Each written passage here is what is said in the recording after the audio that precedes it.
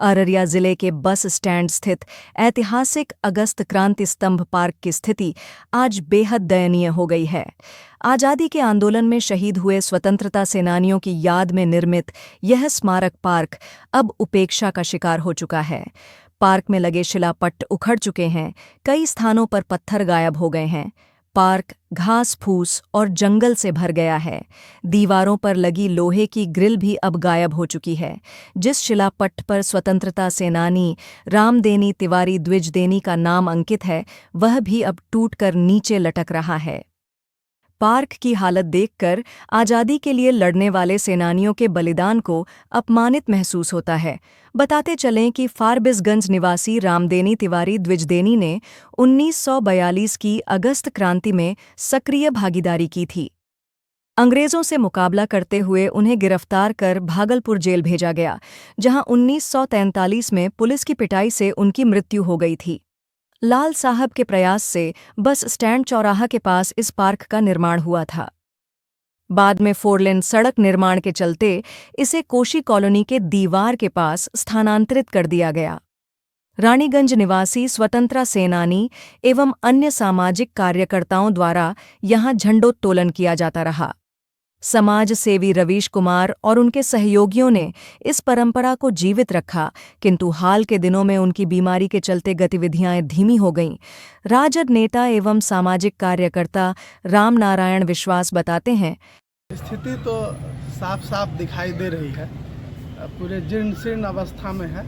और जब यह बना था तो यह हमारे अररिया का एक गौरव भी है।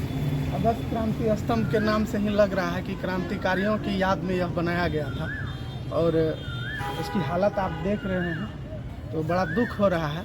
और मैं आपको बता दूं कि कुछ वर्ष पहले तक में श्री रवीश कुमार यादव, जो सरकारी स्कूल के शिक्षक हैं, उनके द्वारा 15 अगस्त और 26 जनवरी में इसकी सफाई करवाकर यहाँ झंडोत्तोलन का कार्य लगातार कई वर्षों तक किया जाता रहा। लेकिन मैं जब उनसे मिला पिछले कुछ दिन पहले तो वो काफ़ी अस्वस्थ हैं और उनका स्वास्थ्य ठीक नहीं है, तो शायद 1 आध साल पहले से वो यहाँ नहीं कर पा रहे हैं स्वास्थ्य खराब होने की वजह से। और जिला प्रशासन द्वारा इसकी कोई साफ सफाई नहीं की जाती है। ये बड़ा दुख का विषय है।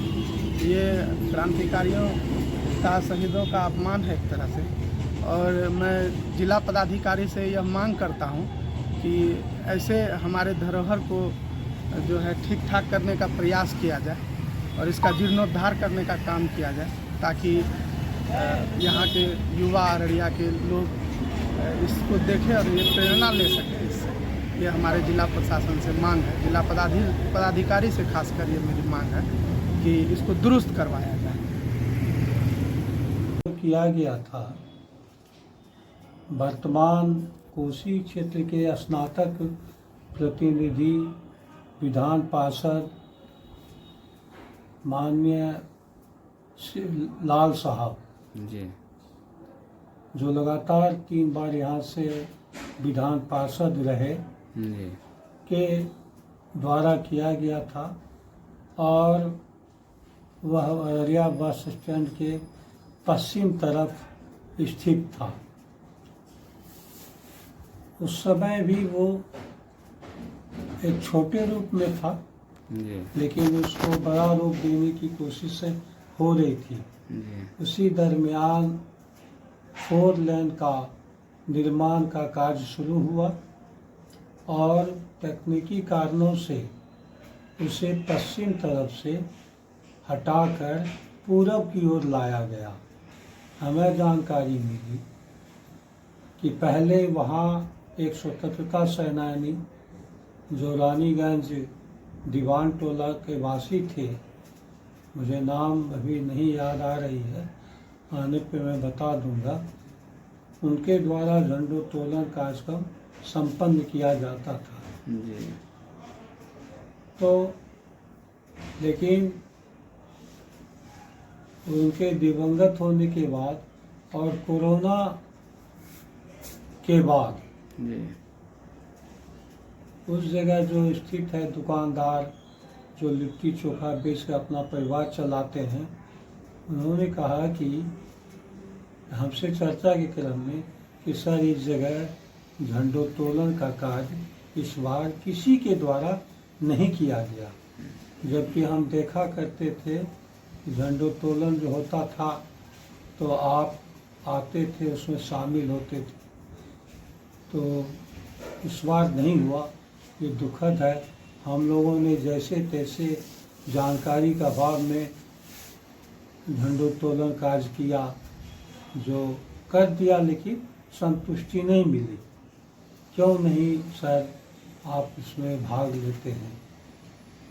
तो उसी क्रम में तब आने वाले समय में 15 अगस्त 26 जनवरी को मैं समय निकालकर उसमें शामिल होता था। उसके बाद एक पूरे अररिया के निवासियों का दायित्व बनता है कि हमें जो एक मजबूत धरोहर अगस्त क्रांति स्तंभ के रूप में प्राप्त है, उसका जीर्णोद्धार हो,